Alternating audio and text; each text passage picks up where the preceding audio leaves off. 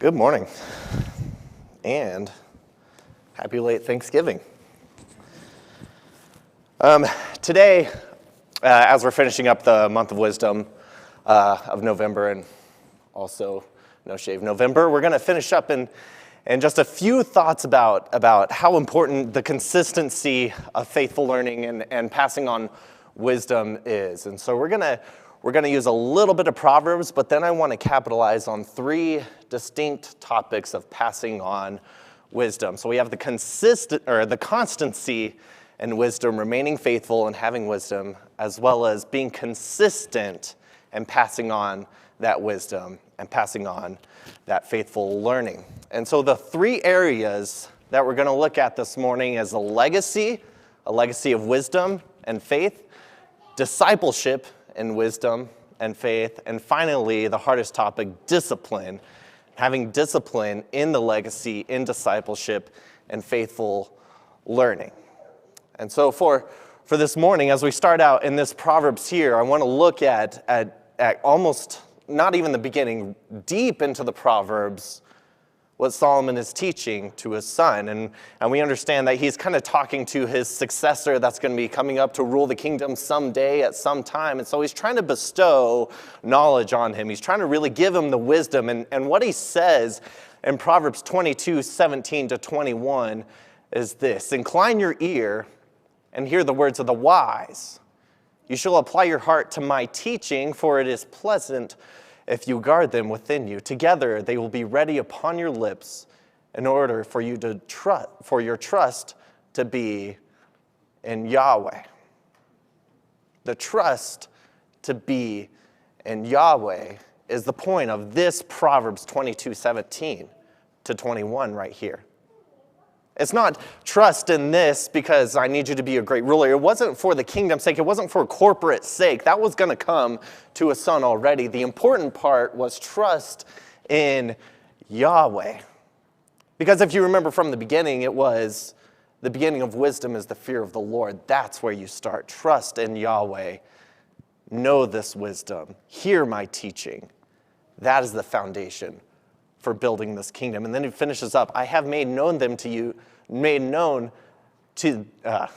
have made them known to you today, even you.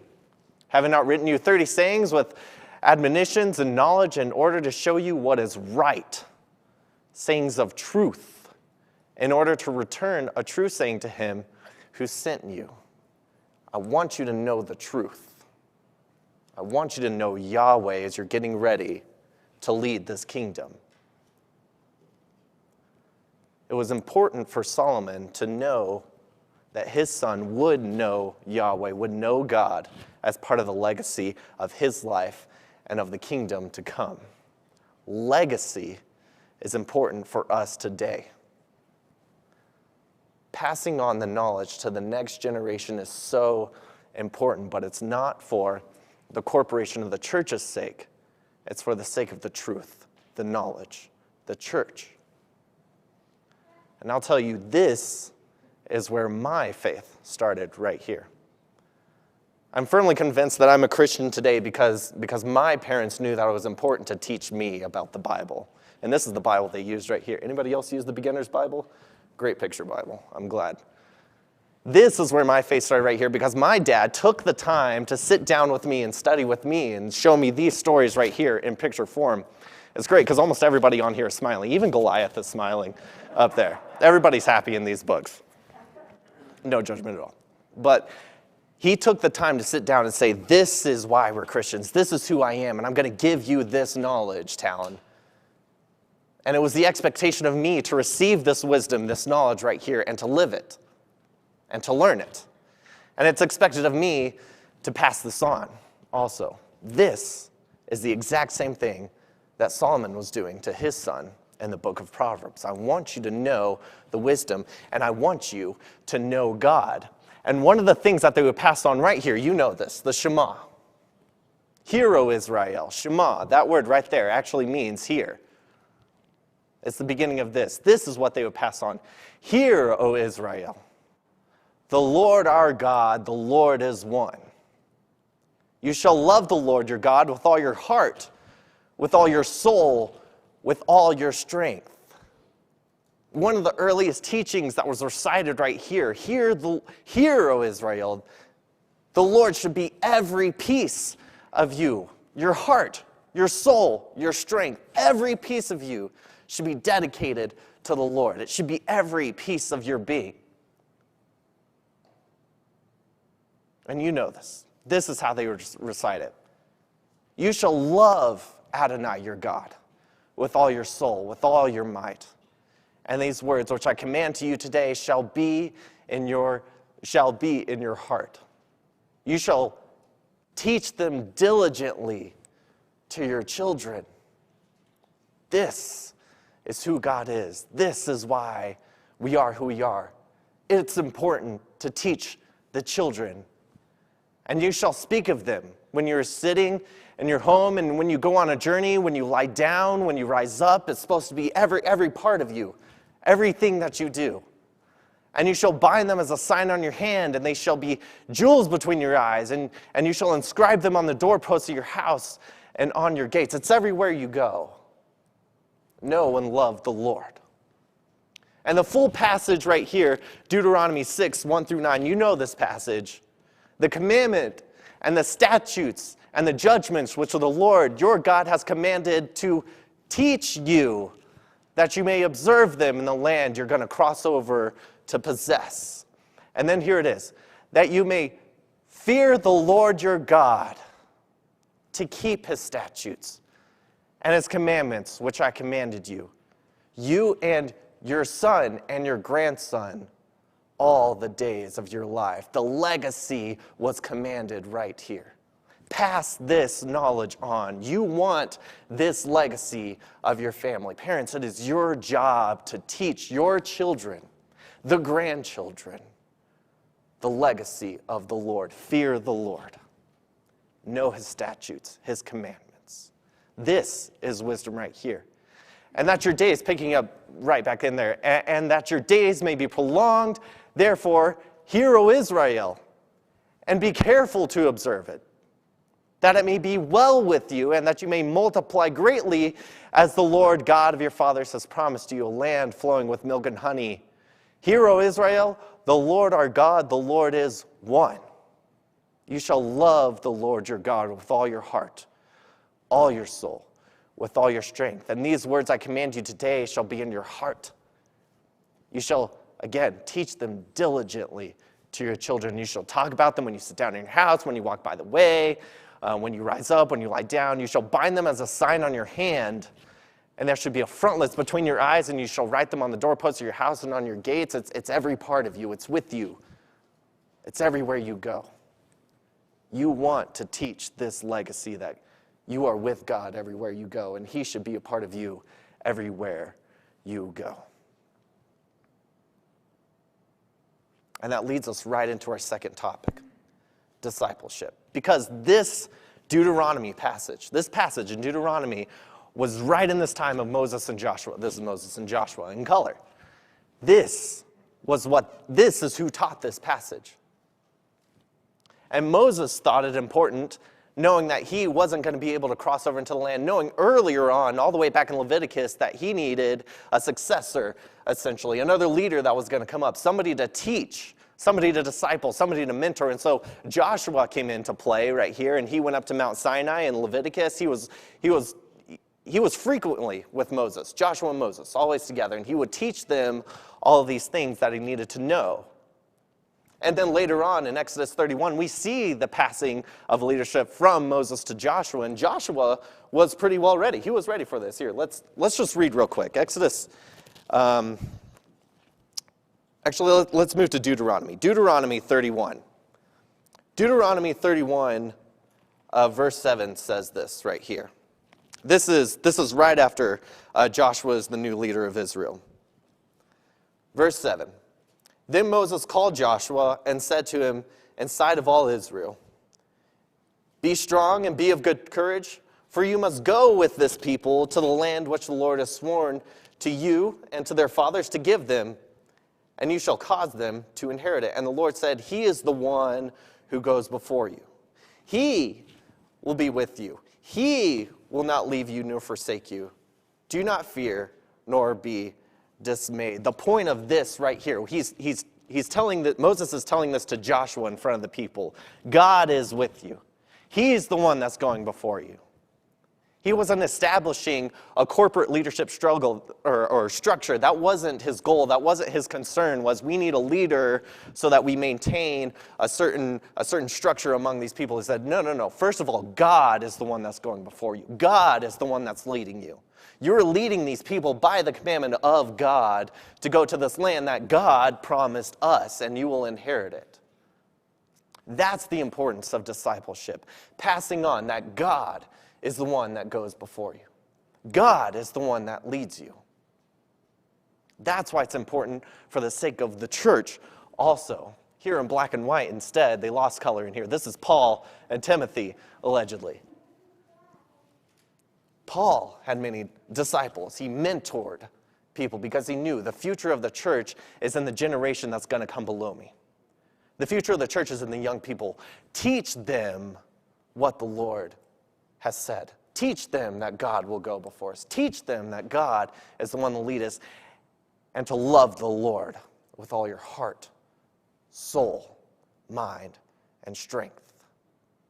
The foundation of the church needs to be passed on to the next generation, because the contrast between these two right here, Moses and Joshua, and Paul and Timothy, is Joshua didn't really appoint somebody else after him. He didn't necessarily disciple somebody else after him to continue to lead the people. After they kind of accomplished the goal, everybody died out, and there wasn't really a leader like this anymore. And we see this in Judges. Judges chapter 2. Judges chapter 2, verse 7. This is the death of Joshua. So the people served the Lord all the days of Joshua and all the days of the elders who outlived Joshua, who had seen all the great works of the Lord which he had done for Israel. The people served the Lord in the time when they had Joshua and the elders. Great leadership, men of God right here. Verse 8, now Joshua the son of Nun, the servant of the Lord, died when he was 110 years old. That's old. And they buried him within the border of the inheritance of Timnath and Eredis and the Mount of Ephraim on the north side of Gash.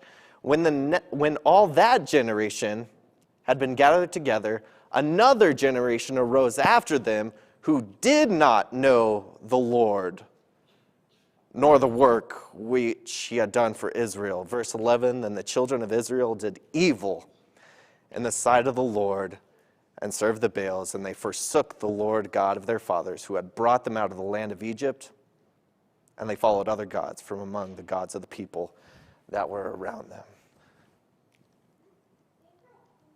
What happened to this right here?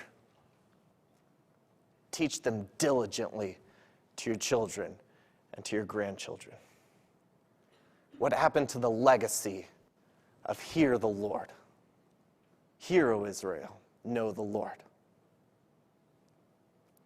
If there was no one to pass on this message right here, the alternative will take hold. Parents, it's your job to teach your children the knowledge of the Lord.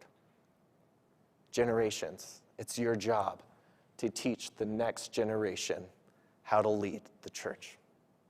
Not for the sake of the structure, but to know what truth and righteousness is. To know, to fear the Lord. Paul, on the alternative, had many disciples, mentors. And this was a commandment also from Jesus, if you remember from the Great Commission at the end of Matthew. Go into all the nations, teaching, preaching, and baptizing in the name of the Father, Son, and the Holy Spirit, and to make disciples of all the nations. Not just fans, not people that will hear it for that generation, but people that want to follow and know the Lord. People that want that relationship. People that are dedicated to hearing the Lord and to knowing the Lord and loving with all their heart, soul, mind, and strength.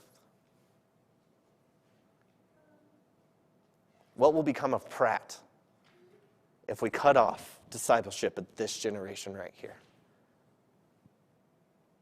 It's our job to teach the next generation to get ready to teach the next generation, the church. It's our job to pass off. Hear, O Israel, you shall love the Lord with all your heart, soul, mind, and strength. Fear the Lord. This is truth and righteousness and the beginning of wisdom. And now we're in the hardest topic, discipline. And I have two stories for you. And the first one goes back to my dad teaching me who God was and how he was a Christian. And as I tell the story, I want you to know that I absolutely love my father. And I love my dad, and he did right to correct me many times. And discipline is so important because parents, it's your job to discipline your kids. I'm who I am today because my family are firm believers in spanking. And I didn't ask him beforehand if I could tell this story, but it just kind of came up, and it's really vivid in my mind as far as discipline goes. And my dad used to have this box. He was collecting the 50 state quarters, and he had this box that would sit on the nightstand next to the bed. And oddly enough, I just remembered on that box was this passage in Joshua that you hear, this family will serve the Lord. And one day I knew that those quarters were in that box, and I just wanted money. They were shiny, and so I went into that box and I took 2 of those quarters, and I just kind of gave them to myself.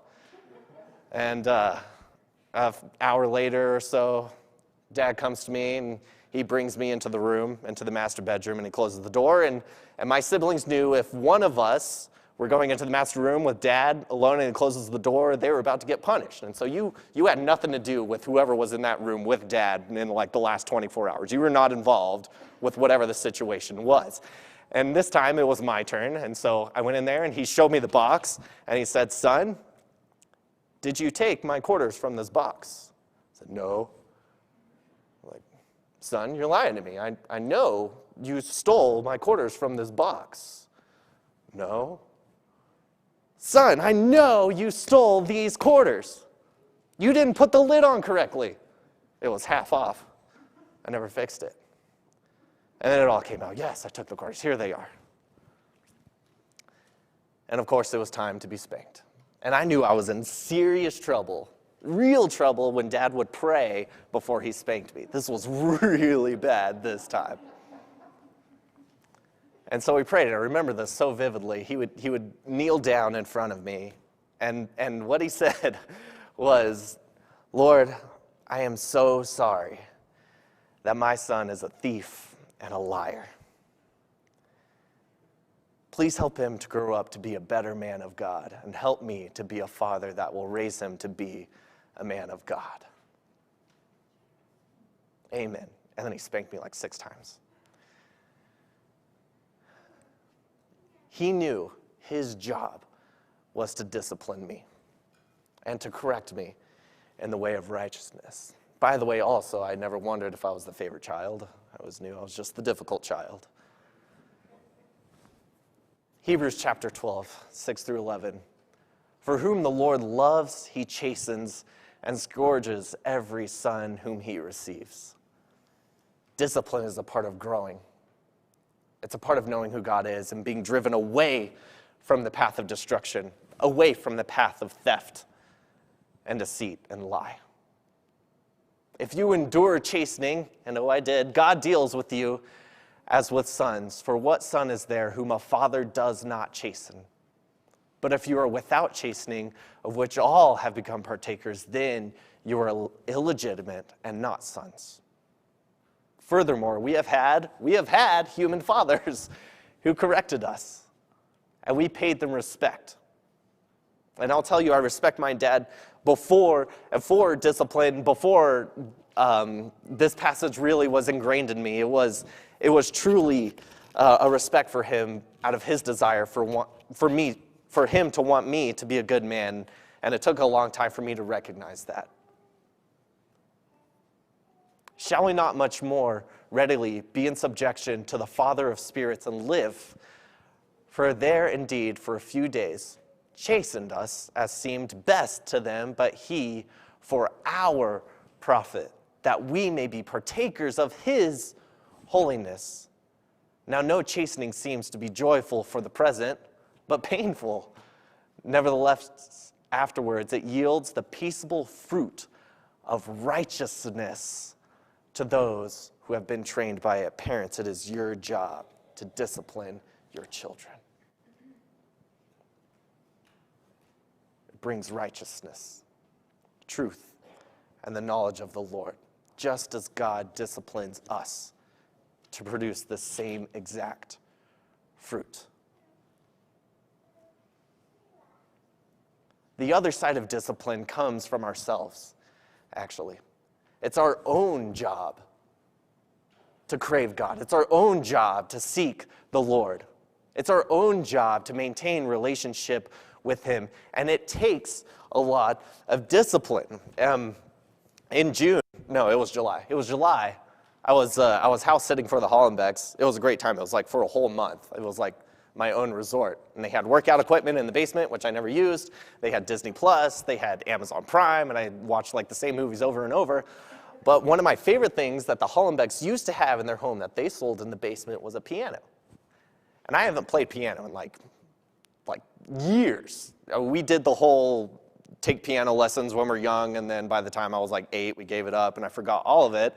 But when I saw that they had a piano, and the first kids learning adventures for pianos in the basement, I jumped on it, and I like burned through the first book of Piano Adventures #1. And they didn't have #2, so what I did is I got on Amazon, and I got the next 5 piano adventures of it, because I was ready to pick this back up again. And the entire time I was house sitting for the Hollenbecks as they were still living there, I would like make a schedule for myself to go and practice their piano in the basement for myself. And then in August, y'all met Cody, my roommate, we moved in together, and I ordered an electric piano that was really cheap, also off of Amazon. And I've practiced maybe once, and I still have all 5 piano adventures. And everything that I learned in the relearned in the Hollenbecks basement is probably gone by now. So I didn't maintain that discipline to know the piano. If you don't maintain the discipline, then it all goes away. If you don't discipline yourself with the knowledge and the wisdom and the love of the Lord, it'll just kind of float away. Much like sitting in a canoe in a stream and deciding not to paddle upstream to beat the current to get to the destination, you won't stay in one spot, you'll float downstream, away from your destination. And the way that Paul presents this actually is in 1 Corinthians 9:24-27. He says it too about himself. Do you not know that those who run in the stadium all run, but one receives the prize? Run in such a way that you may win. It takes an effort. It takes an exercise. Self-discipline does. And everyone who competes exercises what? Self-control in all things. And there's kind of some logic in that when you might know this in your own life, when you're kind of disciplined in one area, maybe it's in like physical fitness, you seem to become more disciplined in other areas of your life. You might like better health, better diet, better time management, and other things. But when you really learn one discipline, it carries over into other things right here. And I don't necessarily think that was his point here, but it's the truth that also belongs to our knowledge and love and wisdom and discipline for the Lord. Carrying on, thus, those who do so in order that they may receive a perishable crown, but we an imperishable one. Therefore, I run in the way, not as running aimlessly. I box in the way not as beating the air, but I discipline my body and subjugate it, lest somehow, after preaching to others, I myself should become disqualified. Self-discipline. It's for ourselves also. We have a place we're trying to get to, and it takes an effort.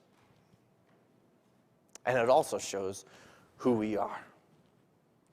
Here in Philippians 2:14, this is an application for it, and a really hard one for myself anyway. Do all things without grumbling and disputing, in order that you may be blameless and innocent children of God without fault in the midst of a crooked and perverse generation, among whom you shine as stars in the world, holding fast to the Lord.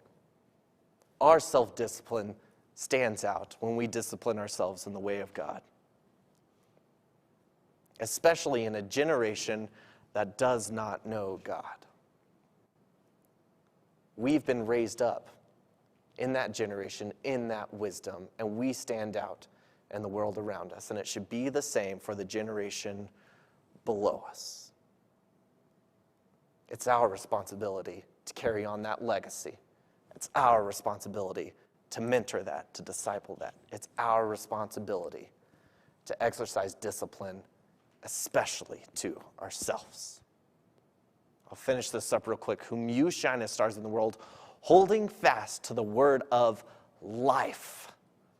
For a source of pride to me in the day of Christ, that I did not run in vain or labor in vain. It's life. You shall love the Lord your God with all your heart, soul, mind, and strength. It's life.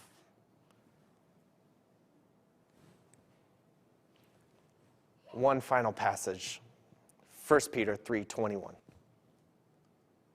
There is also an antitype which now saves us, baptism, not the removal of filth of the flesh, but the answer of a good conscience towards God through the resurrection of Jesus Christ. And I chose this passage, and it was kind of dangerous this morning during class because I was afraid it was going to get capitalized on a little more than I wanted it to with Mike, but he kind of backed off there without knowing it. Because the real passage in 1 Peter that this belongs to is 3:20 to 21, and this is also kind of cut up, but it says, who were formerly disobedient when the patience of God waited in the days of Noah. So here's a little bit of wisdom, a little bit of background as Peter is using. We know this story that we were brought up with, the story of Noah. This is wisdom that Peter knew that had been carried on from way back in the earth that kept coming and it served its purpose. That in the days of Noah, while an ark was being constructed, and you know the story, in which a few, that is 8 souls, were rescued through water. He's saying, remember that story of Noah when nobody believed Noah that the rain was coming, that there was going to be a big flood. It had never happened before, but God said, Noah, I have a task for you. And whatever anybody else says, I need you to build this ark and bring all these animals into it. You and your family, all 8 of you, are coming into this, and you're going to be saved through this. Peter's saying, let's take that application, that story that's been brought with us, and let's use that as wisdom because it is the parallel for what we have today. And this is where it comes in. And also corresponding to this, baptism now saves you. Not the removal of dirt from the flesh, but an appeal to God for a good conscience through the resurrection of Jesus Christ. They use the same technique that we do to teach the same wisdom. Let's look at the past and let's bring it up to the future and see how God has used both of these. If you want wisdom, this is how you do it. And this is probably the best thing that I can bestow upon you right here, is God has taught us. Peter wrote it down and recalled the previous story that God had recorded. Our salvation is baptism, and it saves us. Passing through the water. Not the removal of filth and flesh, but the answer of good conscience through the resurrection of Jesus Christ. This is the beginning of the legacy. This is wisdom right here. And I'll leave it to you right there. Legacy, discipleship, discipline. You shall love the Lord your God with all your heart, soul, mind, and strength. This is truth and righteousness. And if you had never heard that before, you've heard it now. And it is the beginning of the way to live. And it's something so important to pass on. Thank you.